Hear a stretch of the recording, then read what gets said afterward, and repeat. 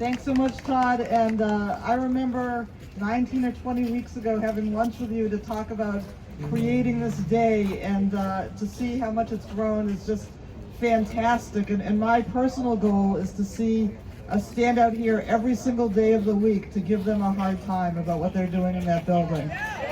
So thank you all for being here, and I'm one of the organizers of the Bearing Witness on Wednesday, and I really want to start to help Todd here on Thursdays as well. I also wanted to recognize my colleague, Reverend Andrew Harris, who's the minister at the UCC Church, which is right next to my temple. I'm the rabbi at Temple Shalom Emeth. We're right up the street here. And I told Todd I was just going to come today and just stand out with him. And then last night happened, and I was so disgusted and horrified and sickened, and people kept telling me, watch the video, watch the video. I could not. I watched the first second, and then I was just so sickened that I could not continue. And this is what we're living with right now. This is what has escalated to right at this moment.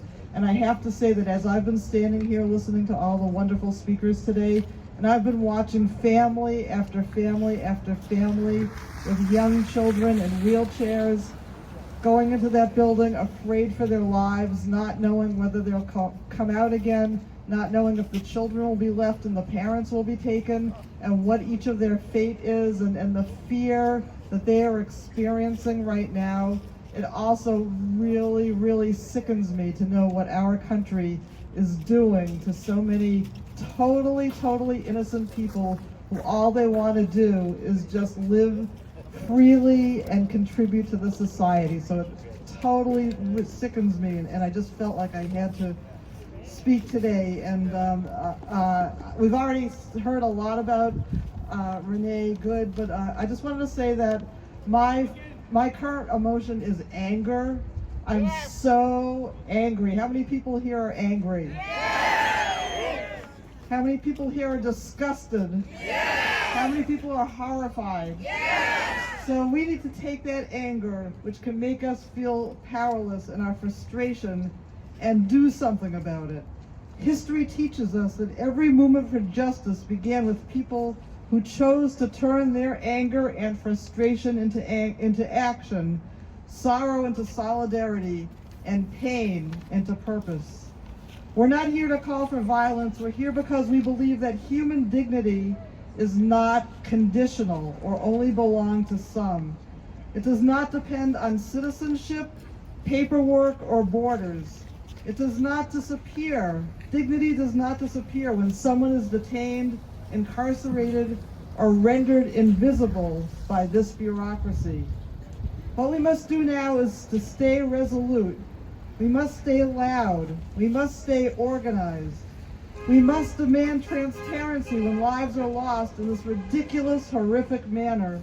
We must demand accountability as these government systems cause more and more needless harm.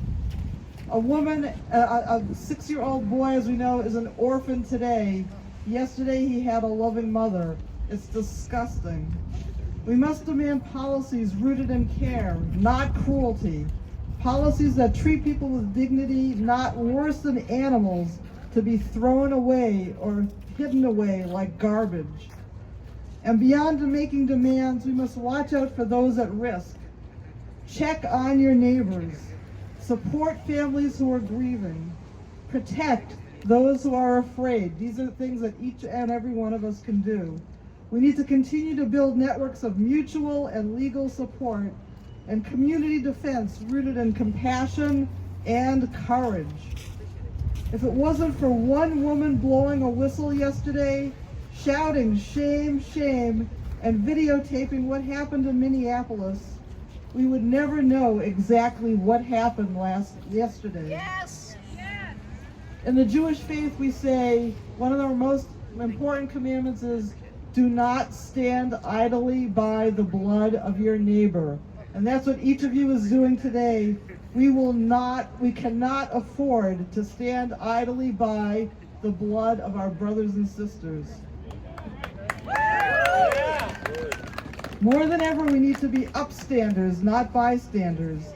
We need to blow our whistles, pull out our cameras, and record the ruthlessness for all to see. Change will not happen because this government grows a conscience. It never will. Change happens because ordinary people like us will follow their conscience and refuse to look away. May Renee Good's life be a reminder of what is at stake. Let her memory be a shock wave which reverberates through all of our bodies.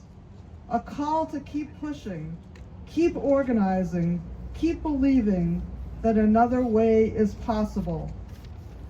We each owe it to Renee, her 6-year-old son, her mother, her family, and friends. We owe it to every single person in that building behind us and those who are going in and coming out.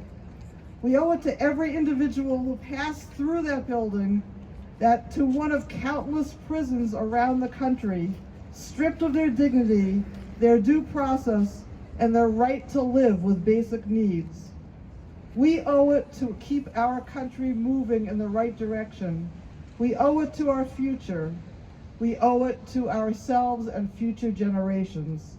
Thank you.